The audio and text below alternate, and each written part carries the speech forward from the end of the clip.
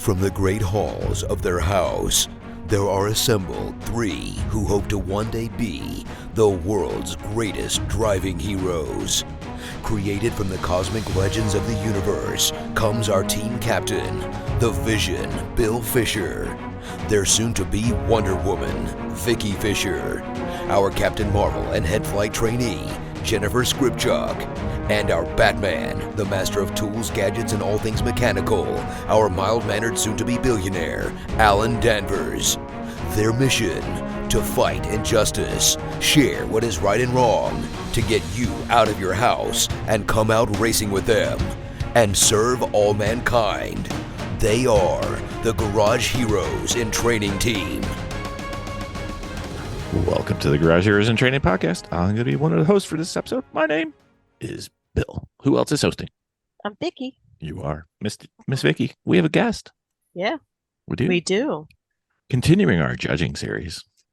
She is a lemons driver for a team called the SCCA Oldies, which means I may get to have some SCCA translation. So I might actually know what kind of car I have, because it's like playing Yahtzee sometimes with those guys. And the good news for all those playing the home game, her car is almost done, getting done. So she'll be back on the track at some point, maybe soon, almost sometimes. Obviously a Lemons Judge, if she's on the Lemons Judge series. Welcome to the podcast, Shelly McKee. Hi, thank you for having me on the Lemons podcast. That's right. We are so happy to see you, and so sorry that it took us an extra little bit with our little traffic construction issues, but we got it done. It's okay. Yep. So if you're a frequent listener, or if you just listened to the first one, you will know I'm not good at introductions. So how would you introduce yourself? Could be family, could be racing, could be professional, could be whatever. How would you do that? How would I introduce myself? What did I miss? What do the people need to know? Well, I guess I could probably start with how I got into racing and how that led me to be the Lemons Judge that I am today. Oh, we'll do that for you. We can walk through there. That's easy. Go ahead. I guess, it's kind of hard to figure out, like, what was that little thing that got everybody to be the car girl or car guy that they are, or their race car girl or race car guy. So what was it for you? What got you rolling towards this pit where we throw money into and just light it on fire? Well, I started in the pit of despair, I guess you would say. Despair, but the money pit that is racing, doing autocross. My husband and I started doing that together, and we were co-driving a 1978 280Z. There was not much about it that was still 1978, if you got up under there and looked at it. But I think I got hooked on solo or autocross, depending on what you call it when you started. I think the SCCA has changed the name on that one too. Yep. But that was right around, I think, 2014, 2015. Okay. And then after that, I started doing time trials with the SCCA, and I needed some wheel-to-wheel action. And I'll say it was slightly easier to go Lemons racing than it was to go SCCA club racing. Yep. So that's how I ended up running with Lemons.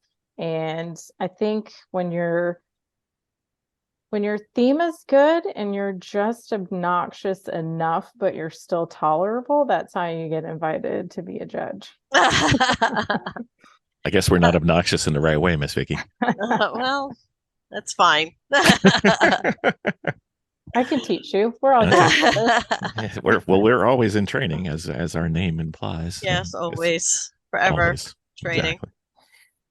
So you started with a 280Z and you've progressed to, or digressed to? So the 280 it's still running. Everything is still good there, but we decided with moving from autocross into track days that was probably not a smart idea, now that it's kind of for us, and I guess just in general because of its age and stuff, that it's just not replaceable. So we picked up a 1995 240 SX, and we're turning that into our track car. And is that better? It will be. Parts? I mean, you're going the wrong direction time-wise for parts. No, we're going to we're more current. We're way more current. Oh, that 240. Sorry, I went the other 240. Okay, all right. 78 to 95. Okay, sorry. I went the other 240. I'm like, you're going the wrong way. No, Shelly, don't do it. Run away. We did that. We started with a 74 car. We learned our lesson. Yeah. We broke all that thing, and then we moved on to start breaking newer things. So yeah. Right. It's when you break them and then you can't find exactly for them that starts becoming the problem. Or in a Lemons race, you can't just run to the AutoZone and do what you need, because our Lemons car is a 1978 B210. Oh, yeah. That's great if you bring it with you. Correct. But not if you don't. Yes. Right. If you just show up and hang out instead of drive. Yeah. The most expensive hangout in the garage day. Yeah. Oh, look at it. How cute. Yeah, we had that same problem when we were racing with a Capri. The parts were, what year was it, Bill? 74. Yeah. The parts were made of glass, and they were unobtainium. There was one guy who seems to have ordered all the Capri parts, and he knows who we are, and he knows what we do with the car, and he won't sell us anything. Yeah. We had that problem in the first Lemons car that we took, which was a 80, I always get this wrong. I think it was an 85. I always think it's something that it's not, but it was a Honda Civic SI. And the very first Lemons race that we took it to, we only had to replace the head gasket at that race. And then the second one, we lost the distributor, and the parts are no longer anywhere. We ended up sending someone to meet a friend halfway between South Carolina and North Carolina. They just both drove until they got to each other to get that distributor. So after that, we were like, maybe this isn't such a great idea. Yeah. Or you bring a lot of spare parts. Yeah. There weren't any for that one. So we were kind of, just hoping we were going to get there. Yeah. One thing we've learned with our Civic is always have at least one, if not two, spare distributors, because that seems to be one of the problems. But we now know that. We did not at the time. Yeah, understood. We've learned many things through painful lessons. Yes. So your race experience and your training, how did you get involved with this? And post autocross. Right. I mean, you started off with post autocross. That seems to be your gateway drug. Well, I still autocross today. I still do all of the things today. I love it. I love all of it. I love the track. I do love autocross, but those are some really long days. You only get 5 runs if you're lucky, and then you also have to work. So it's they say 3 minutes of seat time, but you're there for like 12 hours. Yeah. But I still love it. That's a different style of driving. It's very different from the track, but I just still love it. You just don't like cones. I like to hit them. Yeah. I'm really good at that. What led you into it? I mean, in all of it. I mean, what, you just kind of woke up one day and said, you know what, I'm going to go do this. Well, my husband has always been like super into cars, and I guess I've always kind of been a little bit too-ish. And then when he moved to Charleston, which is where we live now, he found the local autocross, and he was like, I'm gonna start doing that. And I was like, okay, cool. Have fun with that. I didn't know what it was at the time. And then I went to one and I rode along with him, and I was like, yeah, I'm not going to sit in the passenger seat for this. Like, not a chance. So I started driving. At that time, I was driving my car, which was a 1998 VR6 Volkswagen GTI, which I still have today. We have a really bad habit of buying things and never selling them, so I still have it. It still runs, still drives. Like, it's a problem. Shared its sickness. Yeah. Right. And then eventually I decided that since he was doing more work on the 280, that it just made sense for us to consolidate and start co-driving instead of trying to build two cars. So we started co-driving the 280, and I don't know, I wanted to go faster and do bigger things. So we went to the track, and the track is where I got like really hooked. So did you start with like an HPDE, or did you start with a Lemons race, or we time did. trial? We started with funny story. We started with I guess it's an HPDE. I think the SCCA actually called it something different back then when we did it. Shocking. I Can't let know. anybody know what they're doing, you know. Right. So we did that, and that was like a 2-day weekend. And then shortly after that, we decided to put a Lemons team together. So the very first time that we went to Lemons was in the Honda, and we drove as the SCCA Oldies. We went in full character as older folks. We had wristbands for everyone all weekend. When our car broke down, we started protesting everyone else that was still driving. Obviously. Like, we made a wave your fist at them. We did a lot of that. So when we got to judging, they asked us, and we were like, two of us had done, I think it was an HPDE or PDX, I think they called it back then. But it was like, two of us have done one of those, and the other two have never driven on a track before. And they're like, okay. Good luck in C-class, guys. That sounds awesome. That's spectacular. So, when you're going into this, I mean, do you have any goals with it, or are you just going along for the ride? Oh, I didn't mean to add that like that, but hey. That's not exactly what the question says, my dear. Right. Not exactly. Oh, okay. Hardcore, going right at it. Okay. Any goals to do, bucket lists, items, tracks left to do, series? You know. I mean, I can't say that I have like, I mean, everybody has a bucket list, I guess, but my bucket list is I want to do it all. I want to go to every track, even if they're known to be terrible. I want to just do as much driving as possible. That sounds great. Well, you really do have a bug, don't you? I do. Yes. Well, what is it that you like so much about it? What is it about I don't know. the racing?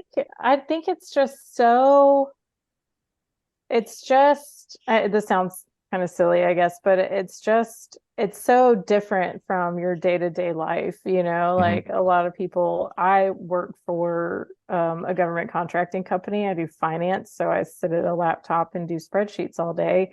it's almost the same. Almost. It's so close. So close. Both are extremely exhilarating, you know. You get that adrenaline rush every morning when you open your laptop, and it doesn't go away for 24 hours. But can't wait to do that next pivot table. Right. I don't know. I think it's just, I guess I would just have to say I'm probably an adrenaline junkie. I like working on the cars too. I have no idea what I'm doing most of the time, but I can get it done with some solid coaching. But YouTube shows you everything. It does. Chris Fix. If I have a question, straight to Chris Fix. Like, that's my go-to. Although I need Chris Fix to focus on like 1995 or like back to 78, because a lot of stuff doesn't quite translate. But I'll talk to him next time he's at the track with us. We'll talk to him. Oh, tell him to call me. Right. I have questions. No problem. We can do that for you. That's not a problem. But I don't know. I love it so much. I don't know. I don't know what it's like a whole package. It's like the community. It is. It's the adrenaline, and it's like an entire weekend of fun. For Lemons specifically too, I think that what a lot of people may not know because they haven't experienced it, and I'm sure that you guys do too, but I've talked to some of the other Lemons folks. I think I had a short conversation with Eric about it, but I was like, you know, I spent probably a year or more of my life with some of my closest friends, my best friends, making just like the greatest memories. with all of those people, like just in a driveway building a car. And then you get to the track and all of this stuff that you've done, you have no idea if any of it's going to work, and you just hop in there and just go, and you're like, oh my gosh, we did it, I think. That's right. And then you guys are high-fiving everything. You guys are high-fiving the soda machine, all of it. And then like 3 hours later, you realize you didn't do it. Oh. It happens. It's fine. There's an SCCA saying, and I think that it's a saying that crosses all organizations. And they say, I came for the cars, I stayed for the people. And I think that's true with so many things. Like when you find your people, when you find your group, like you keep going. Yeah. We kind of came up with the race people are the best people. It's true. Yeah, it's true. I think driving home from our first event, Vicki and I, we drove separately because I had the trailer, which we had to rent from U-Haul because we didn't have one. We were talking, and I'm like, I think we found our idiots, and and we haven't left. We haven't left yet, and they haven't kicked us out. So we're calling it a win. No, it's true. It's absolutely true. So on the on your team, okay, we're gonna start off with your team. Building it. What things in the garage and the paddocks and everything kind of break down? What best position in your team did you fit into? For Lemon specifically, I fit into the role of my car doesn't work, I must get back into my costume and go straight to the judges and Lemon staff and just be as obnoxious as possible. Tell them everything that's going on in my life. Tell them everything that's going on in the paddock. So our current team, our first team was the SCCA Oldies. And then after that, we moved into the B210, which the B210 started as a rallycross car and somehow got the name of the Dirtson. So for our team, when we moved into the B210, we changed our team. We didn't change it with Lemons, just with us. So we started calling ourselves the Dirtsons, and we were like this backwoods, like just trash family. My alter ego is Tammy, Tammy Lynn specifically. Gotta have two names. My husband goes by Cooter. One of the guys on the team, we just call him Uncle Daddy. I don't know. I don't even remember how that started. You can have dual roles. It just depends on the family. Yeah, Uncle Daddy was just right for him. There was a few others. I think one of them we just called Cousin Jim, and he doesn't really talk and just walks around in a prison suit and just acts like super sketch in the background. But Cousin Jim lives in Michigan now. So when we go to Gingerman, we stay with Cousin Jim, who's not our cousin at all. And he comes with Uncle Daddy and Cooter. Well, I know you judged at Gingerman, but you need to drive Gingerman. It's quite fun. I do. I do need to drive Gingerman. So anybody that's got a car that's going to be at Gingerman sometime, just give me a call. I'd be happy to drive your car since I don't have You might know a judge or two too. It might come in handy. Yeah. We need a judges driving team to see how terrible we all are at driving. Oh, that would be excellent. Well, from what I know about your judging history, the judge that you drove with is quite a good friend of ours, and I'd be very scared to drive with him because I've already done it. Mr. Mental. Oh, really? Oh, Mental. Yes. Mental's awesome. Mental's awesome. He's great. And then you had the Bish, if I remember right. Was that true? That is true. Also an SCCA guy. Yeah. If you didn't know that. We had a lot in common, a lot to talk about. That's got to be entertaining. I just can imagine what your weekend was like with those two. It was so much fun. So much fun. We can share Bish and Mental stories quite a long time for the rest of the evening, but let's stay on the goal of talking about you. So being an SCCA driver, driving in lemons with endurance racing, doing autocross, doing time trials, cross training, as we like to say. Hey, if it's got a car, I'm there. Well, I'm not just a driver. I'm also an event lead for several of those events too. Spectacular. You know what we need to do? We need to talk to your friend who lives up near Gingerman. And one of our cross training events we haven't pulled off yet. We need to go ice racing. Okay. And that's up there towards him. Not quite there. We got to go to Minnesota, but we'll get this done. Okay. But with all this experience and all these different types and varieties of things that you've been into, have you developed some type of racing philosophy either for yourself or for somebody else who's thinking about it that, makes it feel like this is why we do this, or this is how we do it, or maybe it pumps you up before the race, or maybe it calms you down. Some people need to be calmed down before they get in a car, especially in the Northeast. But any kind of racing philosophy comes to mind? Words to live by? I don't know. I think we all say to each other before we do like anything, go fast, don't die. But that's not really That's a good one. That's a good one. The don't die part's pretty special to all of us. It is a goal. It is a very good goal. Yeah. I mean, I don't know. I've never really thought about that. Okay. I'm also because I don't have enough to do. I also sit on a program with the SCCA called the Women on Track program, which is to bring women into motorsports. So that's kind of my jam. Like, the guys are great, but I'm really out there pushing it for the ladies. Like, you just got to go do it. Like, there's a lot of fear and there's a lot happening. But you just got to go do it. Like, if you even have the slightest bit of interest, you just got to go do it. Just go try it. At least once. Most of us don't, speaking as the male on the podcast tonight, most of us don't bite. I mean, I can't speak for cousin Jim, but he does sometimes. Yeah, I kind of figured. Yeah, he's like that. Kind of goes with the thing, but most don't bite. And honestly, I'd love to see more ladies in the paddock, because you generally look a whole lot better than the rest of those guys. So all the better.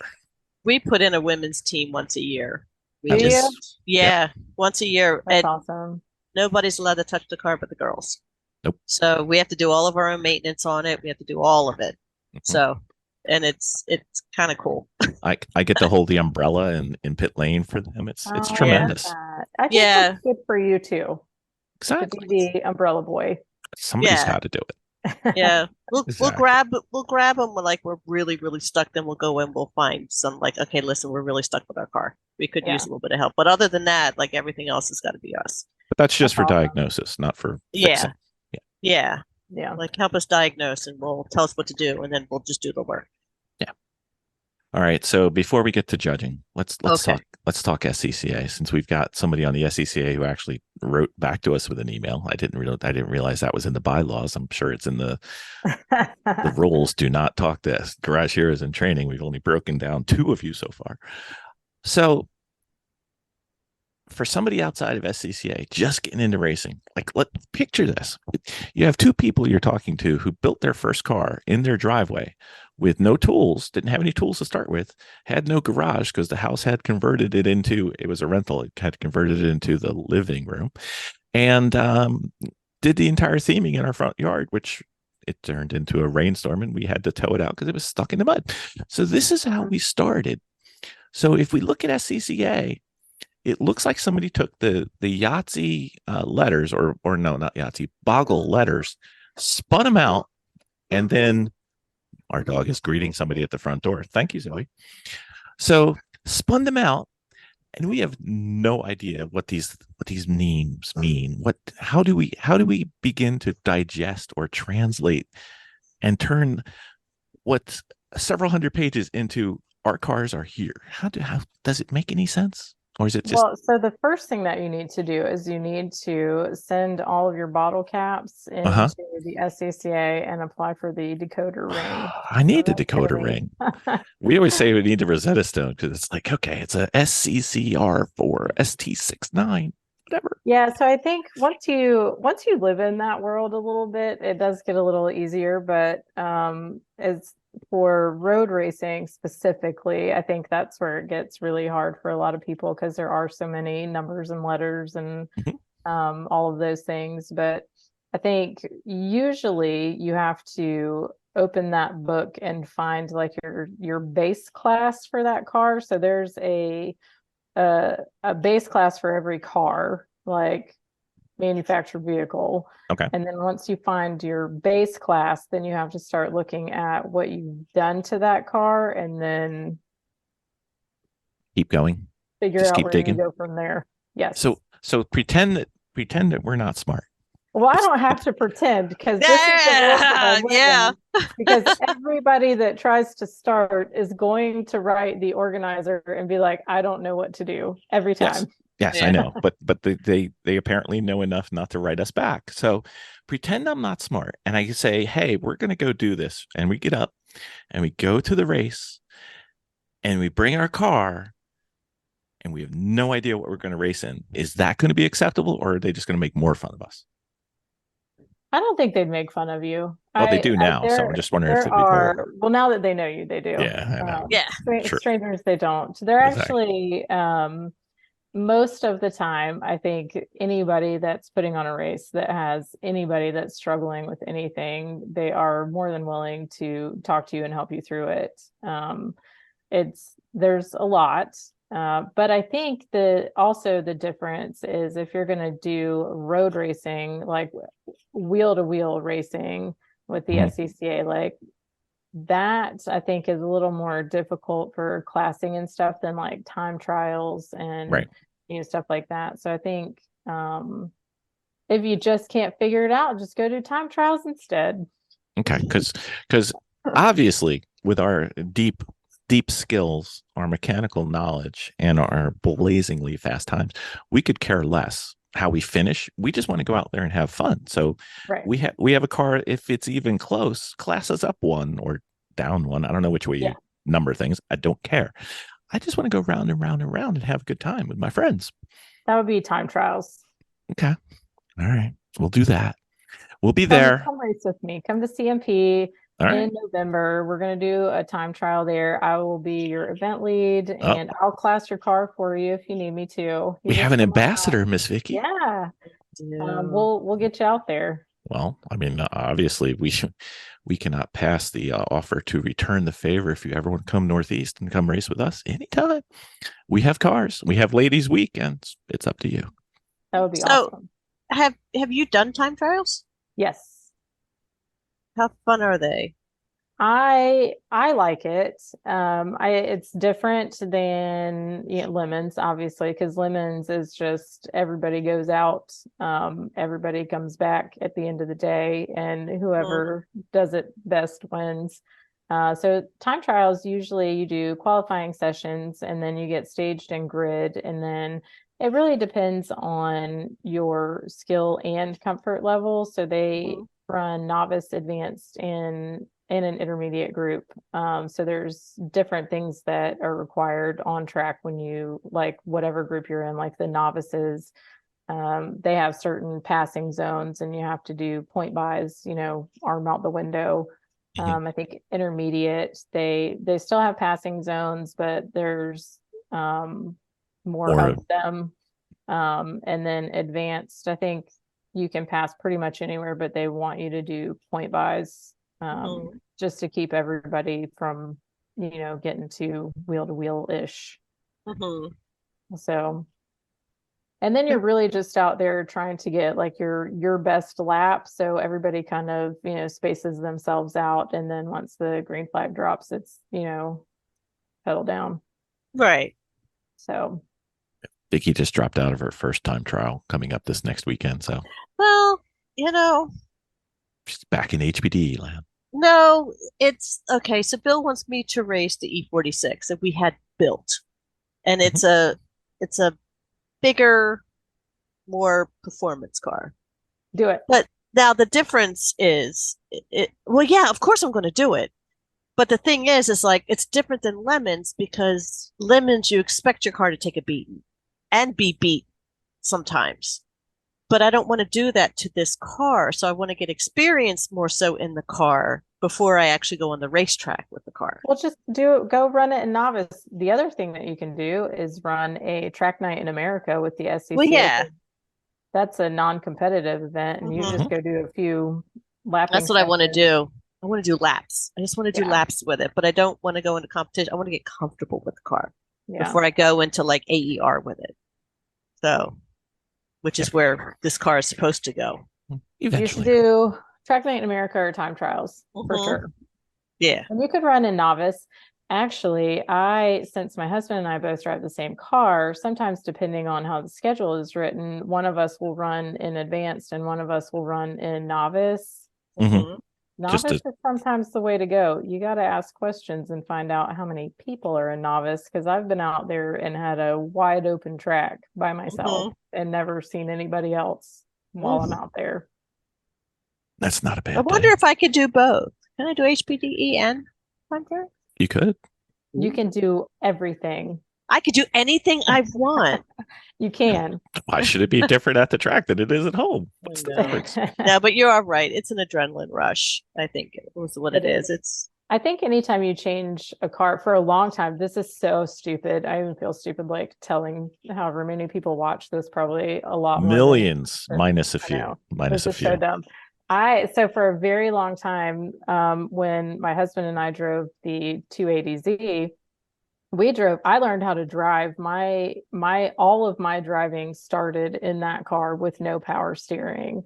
And there was a very long time where I was capable of instructing other people, but I was terrified to get into a car with power anything because I didn't know what I would do. Like, I didn't know how I would react. I'm used to no power steering in 1978. So I was like terrified of anything that had power steering, power anything. And that's so stupid. But there is a lot of intimidation anytime you go from one car to another too. So yeah. But you just remember, when you get out on the track, you don't have to be the fastest one out there. Just go do it. Yeah, but it's hard not to try to be the fastest one out there. You'll meet your limits. Yeah. We've succeeded. I know. We've succeeded not being the fastest one out there for years now. So we've driven lots of cars. We have. We've already done all of it. It's okay. We're pretty successful at not winning as well. Exactly. There's only one. I mean, really, or three, but whatever. I think ours is just, we're there for the fun more than the competition. And to get better. We spent one of our Lemons races in the B210. We grenaded the transmission, and when we pulled the transmission, fourth gear was the only gear left. So Uncle Daddy, happens with the older cars. So Uncle Daddy, our master fabricator, he is like the genius that you take. Like, everybody takes their problems to him, right? So he opens it up. He sees that only fourth gear is left. He pulls everything out. He welds it into final drive with only fourth gear. We didn't even put the shifter back in. We had put a brand new clutch in it before we went. That's the only thing that saved us. And we finished the full 24 in that car with only fourth gear. Funny. That's brilliant. I mean, it's already smoked anyway, so you might as well just continue driving. Finish him. Yeah, it's exactly what we did, and it was terrible. but you did it. We did. So worth it. So it worth was a lot of fun after the fact, but when you're spending like hours just driving in fourth gear at 45, 50 miles an hour, because you can't go too much faster and you can't slow down, so you're just kind of maintenance speed for hours, and then it was in the middle of the night too. So you're just like puttering along, hoping nobody kills you. But like you said, the stories that come out of it, like, do you remember that time? Oh yeah. But did you find a turn that you found out you could go around faster than you were with gears? We found a lot of dirt. That's what we found. Okay. It was, I don't know that we got any better at any one section of that track, but we found a lot of dirt. And then our lights started to go in the middle of the night too. So it was tremendous. It was one of those like total failures, but tons of fun kind of races. That's awesome. Our dog is the biggest chicken ever, and she decides to greet everybody like she's this terror. It's hilarious. And if you take one step towards her, she's like running away. I have to tell you, I can barely hear her on your mic. Really? She's Yeah, killing I me. didn't really hear her either. That's all right. Yeah. It's like one That's less thing I good. have to edit. Anyway, Mhm. so let's go to judging. Okay. Why judge? Why do you judge? Why is it any fun? Is it zero fun? Is it It's for the millions that Jay gives you? I mean, we need to know. It's definitely for the money. I definitely no, I think that for me, it's one, it is a lot of fun. But I think it goes back to the people and the experiences that I had when at my first few Lemons races, we had such a good time with the judges, and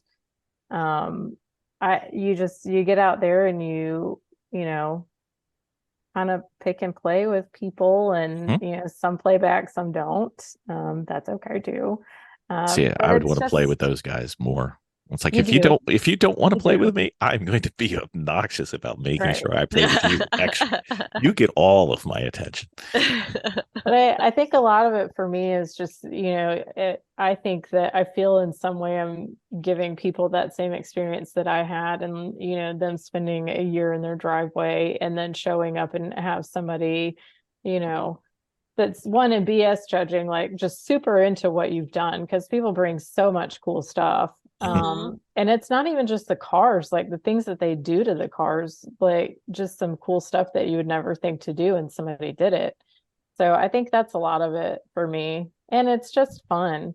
And it's, sometimes you sit around with your friends and you're talking about dumb stuff, and that turns into a penalty for somebody later. You come up with some really odd ideas, huh? You do. Bobbing for hot dogs was one of them. We did have somebody do that. We probably should have tested that first. It did not work. It turns out hot dogs don't actually float. And I was going to say, there's growing up near New York, the hot dogs tend to. We had one poor gentleman about shoulder deep in a bucket trying to get a hot dog from the bottom, and just wouldn't let it go until he got one. Why do I get the feeling that, if this was a Gingerman, you had a certain judge go, just push people back, and Randy Bish says, "Hold my beer," and poof, he's in there. Oh no, this was Eric. Rude was there. Oh, Rude did it? Okay. Yeah. And we had stopped and got hot dogs, and he was like, "Are you really going to do this?" And we were like, "Oh yeah." Yep. Yes, We'll pick on Eric next time. That'll be fun. So far, I think we talked about it before we got on. So far, you've done most of your judging at CMP and Gingerman. Is that right? Yes. Excellent. So, I guess we'll skip down to one of the questions we usually do later. Which race would you recommend somebody do? Like, you can't miss, do this race. Like, come to this track, come to this event. This is the one you need to go to. So far, what do you think that you've done? Ooh, I've only done the 2 so far. Well, it could be the ones you've raced in, not just judging. Well, so far I've only raced at CMP because we can't. Oh, you need to come up here. Well, we can't seem to keep a car together. We don't do that either. We just have enough cars, or one of them's working, so we're fine. Something's working. One of them will work. So our current plan is, once we do get the car back together, we're going to try and start venturing out a little more, going a little further. I'm currently on the schedule to judge at Road Atlanta, but nice. may not be judging. I might be driving. Oh, Road Atlanta is quite fun. So quite fun. How far do you travel for your races? I mean, are you pretty much just networked in your own section of the states? Right now, yes. I think we would like to travel. So shortly after our last Lemons race, like several of our teammates are in the military and they were moved. And then a couple of other teammates were just moved because of life events. So we kind of had our team fall apart all at the same time. So we haven't made it back out to race, but we would like to go farther. Just life kind of got in the way. Mhm. So And the plague and the plague, yes. Plague, Yep, yeah. that was the thing. was no fun. Was no fun whatsoever. Got in the way That of wasn't. racing and other Yes, it did. stuff. And other stuff. Yes. So, what have been some of your favorite penalties you have besides the hot dogs? In addition to some of the best penalties you've seen or given away, the most memorables. Maybe look forward to giving to someone, whatever. Oh, I have a list. I am like Yeah. keeping a journal of all the things that I come up with. And one of my favorite ones recently, I don't know if you guys remember this or not, like it's hit or miss whether people remember it, but in the 90s we played a game called Edward 40 Hands. Nope. So that's where you take two 40s and you duct tape them in your hands. Oh wow. When you Okay. finish them, you can have your hands continue. back. Yeah. So one of the things that we did at CMP, it came up in conversation at some point at my campsite, because that was close enough where I camp, that we were talking about Edward 40 Hands, and one of the teams had brought bags of jelly beans because it was like National Jelly Bean Day. So the next day, I think that was Saturday, I opened up bags of jelly beans and I consolidated them, and I gave Edward Jelly Hands as a penalty. So we used the saran wrap to wrap the bags in their hands, and then he had to eat both bags of jelly beans before they could get back in the car. I was going to say that the 40 ounces might not go over well during hot track. So the 40s, like, just get wasted and then go get in your car. That's all right. That's all right. No problem. That would be a problem. Okay. All right. Very well. Okay, so being a judge and also being a racer, any favorite bribes, any requests, any tips for bribing? Like, don't give me melted ice cream. The obvious ones are pretty simple, but I don't know if you guys have seen this or not, but one of the teams made a horn out of a drill. Mm-hmm. I saw it. I immediately was like, this is mine forever. I take it everywhere with me. I took it in my suitcase to Gingerman. Excellent. I am obsessed with it. It's so A horn good. out of a drill? Oh yeah, I'll send you a video. It's so okay. good. It'll be attached to the Instagram and Facebook post for this podcast in case anybody wants it. So that'll be great. It's so good.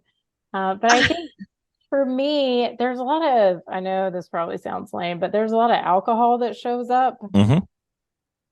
There's not a lot of time to drink said alcohol. It's been done. It's been done. Played out. No creativity. Actually, from in 22, when I went to Gingerman, I think in October, someone, I don't know who, I did not receive it as a bribe, but it was on the table with the bribes. Somebody brought a plant. I'm super into plants. I love gardening. I love plants. So I brought it home. I carried the little guy home, like through the airport in my hand, so he didn't get snapped up, and he's still alive today. So that was cool. I think just think outside the box and bring cool stuff. Mm-hmm. Indeed. Yeah. Indeed. I agree. The stuff that everybody's done already, it's kind of like, it's like, as we talked to somebody the other day, and they were saying, if I see one more Smokey and the Bandit theme, I'm just going to shoot myself. And it's like, do something new. Oh yeah, I have a lot. If anybody needs theme ideas, call me. I got a lot of stuff that I want to see some teams do. So we'll talk. Just let me know. I got a whole doc of stuff that Vicki said no to, so we've got lots of ideas. She hates my ideas until there's somebody else's idea, then she's on board. That's so. What cars have stood out over the years, and themes, just in liveries, that you have thoroughly enjoyed? There's so many of them. Like there's so much fun stuff out there. I think that. Oh man, I'm like totally drawing a blank. There's just so many fun ones. Like I can't even I don't know. There was one car at Gingerman that I thought was so fun. It was a group of older guys, and they had, I think it was a BMW. I'm probably getting that wrong. They'll probably kill me later, but they all dressed up as the slow children playing signs, the little green flag. It's very insulting to the kids, don't you think? It was so fun. They had it on their car. They were all dressed like that. And they all just posed. They all just walked around like with their little flags all weekend. Did they move really slowly? Because I always think it's insulting to the kids in the neighborhood that do you ever see fast kids playing? I mean, what? There's another car at CMP that they did, like, they changed the theme overnight. It was like the Joe Dirt car and BS judging, and then by Sunday it was the Richard Petty car, like at the blue. Wow. Yeah, that's a big change. They just spray painted it like with a rattle can, but that was fun. I think people definitely need to get adventurous with the cars and the themes for sure. Like for sure. We agree. We would recommend not putting a 50-pound cookie on top of your car, but try it. See if it works. It might work for you. See if it works. You never know. Indeed. All right, so this is the no pressure question of the day. Okay, I'm ready. Favorite lemon story, or a few, that comes to mind since you've been doing this. What do you think? No pressure. My story or any story, anything that you've seen happen, anything that you participated in, anything that you may have heard about. If somebody says, what's the weirdest thing or the favorite thing that you've ever seen or heard about at a Lemons, what would it be? Or done. Or done. So I have to say, I'm gonna go down the cheesy road a little bit. So we had a team of high school kids at CMP, and they worked on this car all weekend. I don't think it turned one full lap, but they never quit. I mean, these kids worked day and night. Their teacher, the shop teacher, was also a woman. Kudos to her. And she was under that car all weekend with those kids too. And they finally got it together, like right at the end of the race. One kid went out. He turned almost one full lap. I am not even joking when I say that the car just literally grenaded itself like right before the start finish line. So the track and the Lemon staff were like, no, leave it. We're going to leave the car there. So they left the car there. And after the checkered flag and everybody came in, they got all of the kids together, put the car back on track where it broke down, let them push it through the checkered flag. And it was just like, everybody was cheering. It was emotional. I mean, it was an emotional experience. I feel like I teared up a little bit. Like, these kids, man, they tried so hard and they were so close. So close. I remember that from the video. That was spectacular. It was so good. It was. That's probably my favorite story so far, like from judging. Obviously, I have, my own, kind of favorites with my own team, but that's just, us doing dumb stuff and hanging out with your friends. For sure.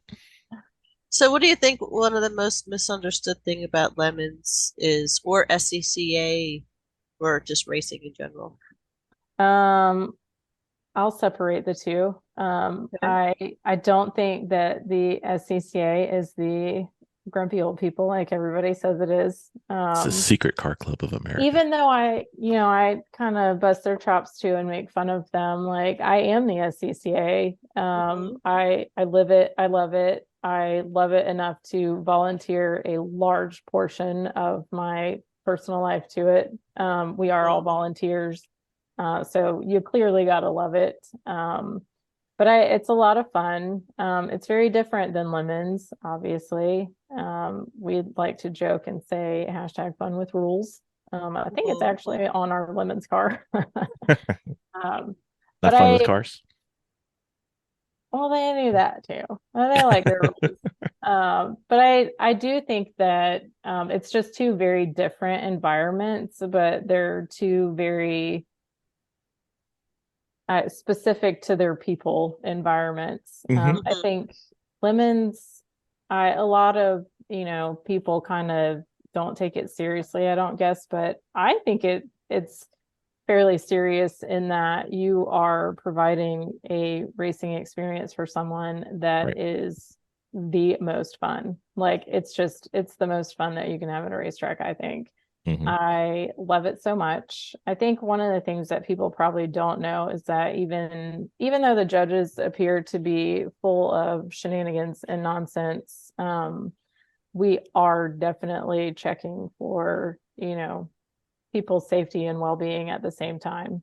That is a big part of it. People come in and you're looking and seeing what's going on and you're talking to them and you're making fun of them most of the time, but you're also just kind of making sure that they're in a good headspace. So I think they're two very different worlds, but two very special worlds, and I love both of them. That's awesome. Yeah. Well, I think that's the point of the type of judging that happens in Lemons is just shake them out of their red mist, to get them out of their, Yes. I had the aggro. pleasure of having a gentleman read one of my childhood stories about kittens. It's a book that I took with me to Gingerman, only to find out that he was an SCCA racer. And after I had him read that story to his team, he did come back and talk to me, and he was like, I feel like I needed that. I feel like I was getting in a little too deep, and that kind of got me out of that. Right. Did his kittens lose their mittens? No, it's a story about kittens needing love too. Okay. Oh, Yeah. That's so sweet. Let's move on from sweetness. I'm Okay. Okay. Miss Vicki. Yes, I know. It's time. It's time. Captain's log supplemental.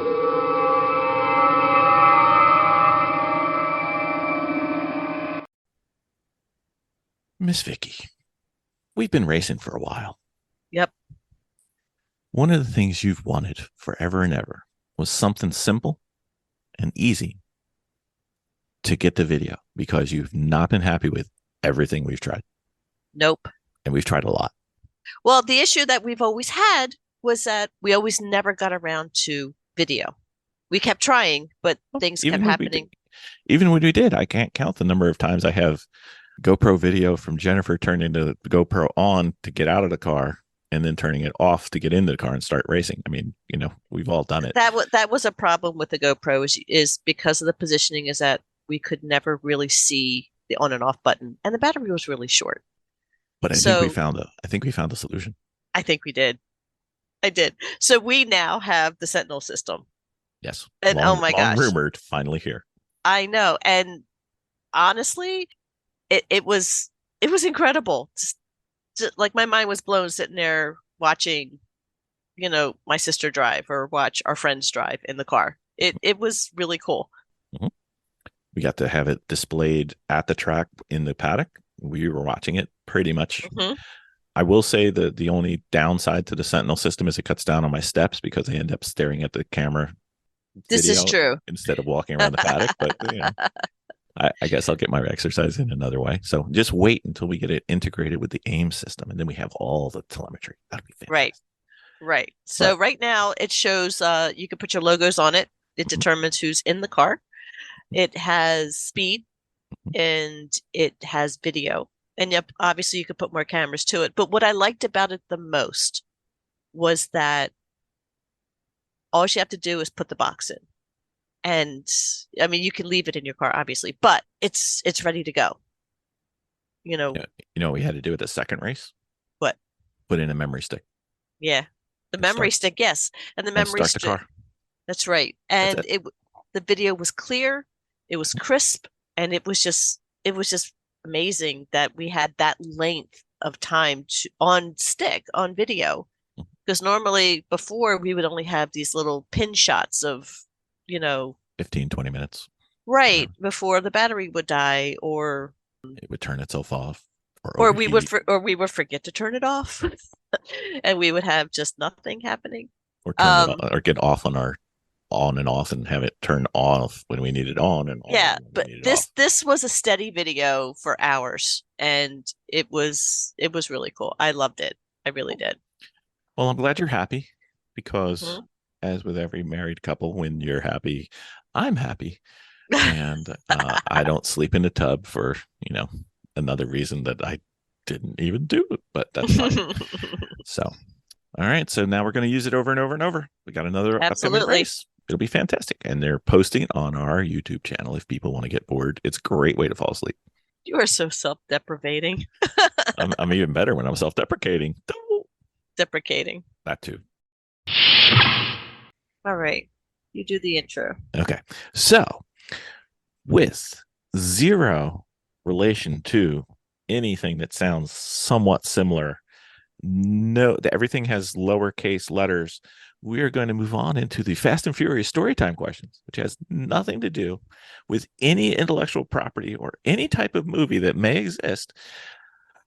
So what we do is we try and ask you some silly, stupid questions that we've come up with, maybe learn a bit more about you, maybe figure it out. And since we've taken up more than an hour of your time, we're just going to do 5 each. Okay. It's like the hot seat. Do I have to answer quickly without thinking? No. No. Okay. I mean, no thinking is required on our podcast, as we've proven by everyone that we've ever hosted. And, it's just a way to get to know you better. And this way we have more of them for the next time you come on. And you bring your super secret decoder ring. But that's fine. I love it. Miss Vicki, do you want to start with your favorites? I know you've already highlighted. I do. What was your first car, and what was your worst car you've ever had? My first car was I think it was a 1990 Toyota Camry. I hated that car at the time, and then I loved it. I don't think that was the worst one, though. I think the worst one probably for me was I was in a really bad car accident, and I ended up driving a Crown Victoria for a while. Oh, wow. There's a whole story behind that too, but I won't get into that. But it looked very much like a police car. And when I say that you could not go anywhere, you could not go anywhere. Everyone was slow and everyone thought that you were the police. It was terrible. But it was necessary at the time, so I did it. I don't know that this will help you or hurt you, but there is a Spec Panther class up in Michigan where you can race Crown Vics. Oh, that's fun. There you go. So you can have a flashback, and they won't go slow in front of you on purpose, at least. Could be fun. All right, Miss Jen, Vicky's sister was not able to attend, but her favorite question, and one that we ask whether she's here or not: what is your favorite car movie or car from a movie of all time? And TV shows count. Oh man, I don't know. I would have to say it's probably stupid. I think it's Christine, and I think it's only because even though like she was kind of crazy, like she fixed herself. Everybody wants a car that'll just fix itself. Like even if it consumes your soul, just fix yourself so that I don't have to. It would come in handy at a Lemons weekend. But I'm also a huge fan of the movie Grease. I know it's not technically a car movie, but it kind of is. Car from a movie. Right. So you want Grease Lightning? Is that what you want? Yeah. Okay. All right. You can have 2. I want somebody to bring it to a Lemons race too. All right. And you want the spinners on the side rims and everything? Okay. All right. I'm sure Sajeev will be more than happy to come up with some spinners for that. So, Miss Vicki. So, what is a car in your family that sticks out the most in your mind? My family, like cars that we've had over time. Yeah. Sure. I think there's 2. So my parents growing up, when I was a kid, I remember they had a Datsun 510. If you haven't noticed, there's kind of a theme throughout our life here. Does seem to be some common Datsuns. Datsun, Nissan. But I think that one, I like vaguely remember that one as a child, but I do remember like that car. I remember riding in that car and like going places in that car. And I would love to have a 510. And then the second one, we had a neighbor growing up that we were very close to, and he was a car guy, like very, very much a car guy. And when he passed away, he left his car to my parents, and my now husband and I, we were not married at the time, but we were seeing each other, used to drive that car around, and it was so much fun. But it was a Ford Fairlane Skyliner with the retractable hardtop. And we just thought we were so cool, and it was so cool. And you didn't go fast or anything. You just kind of cruised around, and you were cool. Okay. Well, speaking of cool, in your opinion, what is the coolest car ever? Oh man, I'm gonna say my dream car, and that That's fine. is a Volkswagen Beetle. I love them. I want one. I don't have one. Definitely not the coolest car ever, but it's my coolest car ever, and it's the one that I want. It's your podcast. It can be anything you want. Well, that's what I want. There you go. All right. So what is the one thing that no one knows about you that would surprise them? Any secret hobbies? Any? Oh, I don't know. Did you take karate when you were little? Did you win any championships? No. I don't know that it's a secret. I think it's probably not really a secret in my personal life. But as a teenager, I had scoliosis and kyphosis, which is the curve and the hump. And at the grand age of 15, turning 16, I had a corrective surgery for that. So I have a full spinal fusion. Our daughter did too. Same thing. Oh, not nice, but Not nice, but somebody else. There's quite a few of us, actually. It's kind of surprising. She's got 2 bars.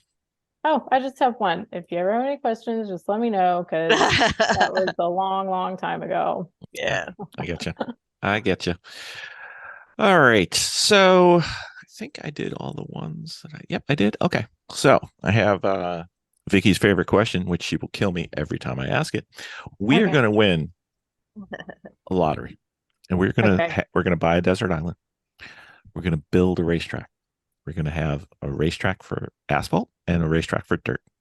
And as a thank you to all of our guests, we want to invite you to our island. And we want to make sure that you have a good time when you come out here. And we want to make sure we have 5 cars ready, willing, and able for you to enjoy while you're at our island. So what cars do we need to have for you? I'm going to need the 510 or the Beetle.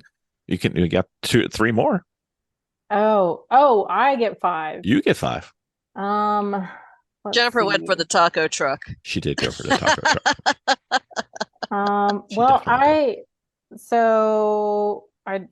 I feel like I'm going to need a deuce and a half. Like, that's fine. For whatever reason, you just need a deuce and a half.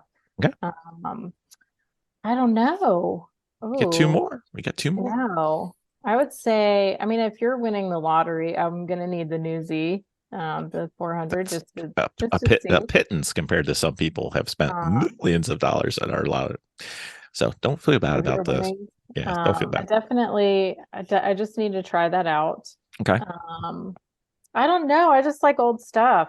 I like all the old stuff. So I'm gonna need some type of old like wagon. Okay. Also, like, I'm not picky about which one either. So we can surprise you. We can surprise you. Okay. Yeah. All right. Very well. All right. Miss Vicki. Yeah. How about you have that one car that got away, or do you wish you had back? No, you can do it. Nope, because we've never sold anything. I think right now we have. It's the best plan. I think 8 cars, 2 motorcycles. There's so much stuff out there. No, but I would like to add some cars that I want, that I feel like they're the ones that got away, because you've wanted to buy them and you kind of a missed opportunity. So I think that's one. So what was that? That was actually a 510. Shocking. It was a Datsun? Oh my God. I'm shocked.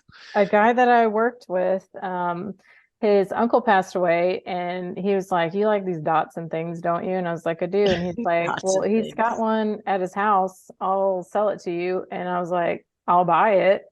So my husband and I created this elaborate plan to fly out to Kansas, see this Datsun for the first time, because this guy was not a car guy at all. See this Datsun for the first time and drive it home.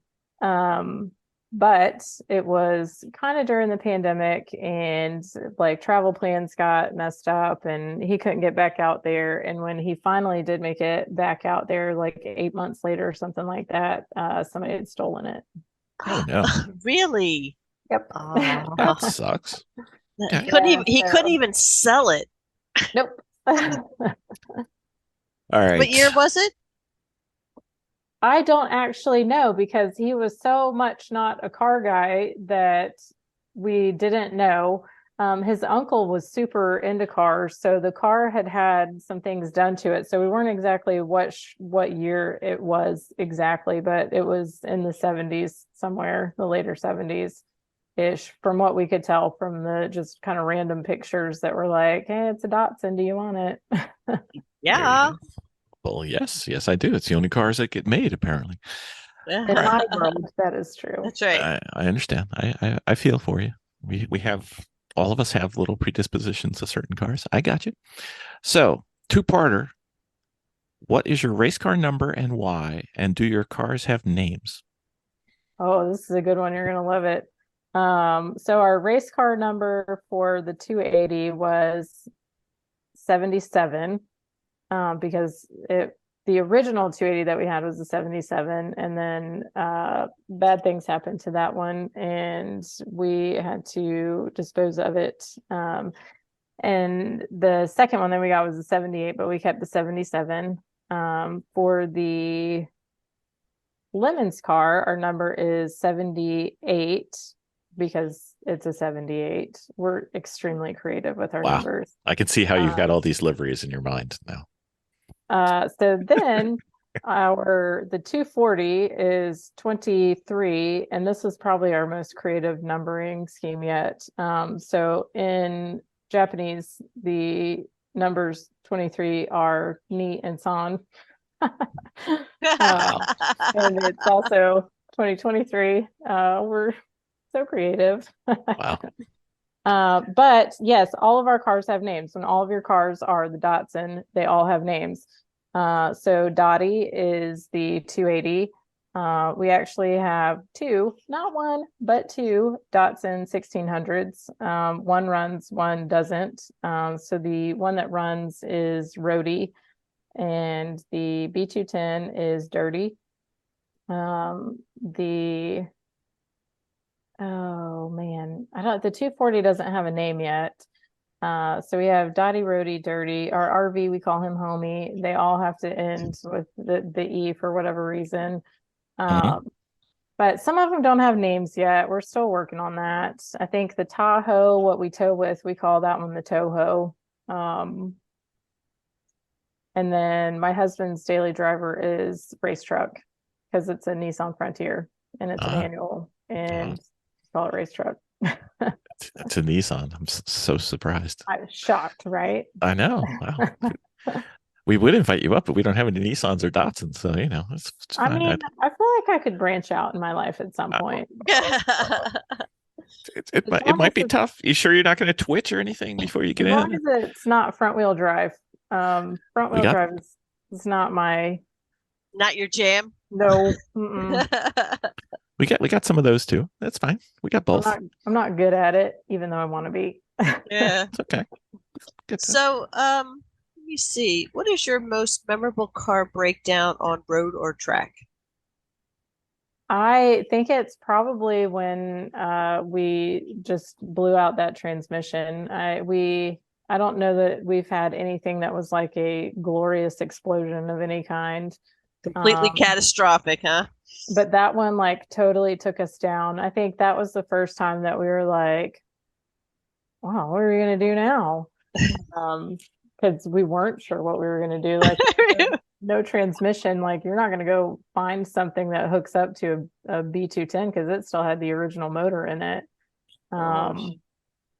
So that one was pretty memorable. I think that one, there was a post about it on one of the Lemons pages too, because we had the transmission open and like just the gear, like the one gear just welded in there, ready to put it back. So I think that was for me when the car, we worked on it for hours. So when the car like left paddock again and was headed back out, that was like our most memorable for sure. Wow. Like we thought we were going to do it and we technically did. We just didn't do it well. Oh, Didn't do quite as much as we had planned, but that's okay. Right. All right, so you've made it to the last one. Okay. Are you familiar with the claw game? Yes. Okay, so you are in charge of the claw. You can go to any race car that you've ever raced against or currently race against, grab the driver by the head, pull them out, and you jump in. What car, what track? Man. I would have to say, I don't know where all they race. I've only raced with them at CMP, but there's a Rusty's car. Mm-hmm. The Yep. I think it's Monte Carlo. Is that right? Is that what it is? I don't even remember what it is. I think it might be. Every time I've raced, I've had such a slow car, and that one is the one that sticks out in my mind. That's just like you hear it and then you see it and then it's gone. And Yep. I don't know. You want to go see that? One, That's the one, huh? I want to see what that feels like. All right. You get to choose whatever track you want. It doesn't even have to be one that they're at. They just magically appear at this track. You're driving. Where are you going to be? I don't know. Well, pick one. Try something I new. Try something old. really driven at any of them. I don't think that Lemons races at VIR, but I would love to race at VIR because I haven't done that yet. That sounds good. It's on our list. But we haven't done it either. The SCCA does a lot of racing there. All right. Well, I mean, I would love to see. You said how you love spending part of your life with them. We would love to spend part of our lives with them, but they won't talk to us. Anyway. Oh, stop. It's fine. It's fine. It's fine. Phone calls? It's fine. Well, they ignore ours, so maybe maybe it's just me. We work from the inside out. Yeah. Well, Yeah. maybe I should have Vicki do it instead of me. That might work better. It seems people like her more than me anyway. But that's okay. So, Miss Shelly, you made it to the end of the podcast. Podcast part 1. There'll be more. It'll be fun. I love it. Awesome. Thank you. Thank you for coming on. Thank you for having me. It was so fun. Cool. Well, we've got more Fast and Furious Storytime questions, so we can do this many, many times. So it's fun. Thank you. You should get together a group of the judges and let us all talk to each other too. Yeah. That would be fun. I don't know. That one may never end. That's it. We've found that there's a critical mass of people you can have on a podcast, and then it just becomes chaos. Clutter. Yeah. I think we had like 8 or 9 people on at one time, and that was just my god. Oh wow. It was like herding cats. It was a mess. But anyway, thank you for coming on. I hope you had a good time. I did. Thank you so much for having me. And if you ever want to have me back, I'd love to do it. All right. Excellent. Thank that would you. be great. Sounds like we've got a potential candidate for our ladies team event, my dear. There you go. And then we'll do a podcast about how great we are. Of course. I mean, that's a given, whether you're racing or not. So that's awesome. all right, have a great night. Thank you. Thank you.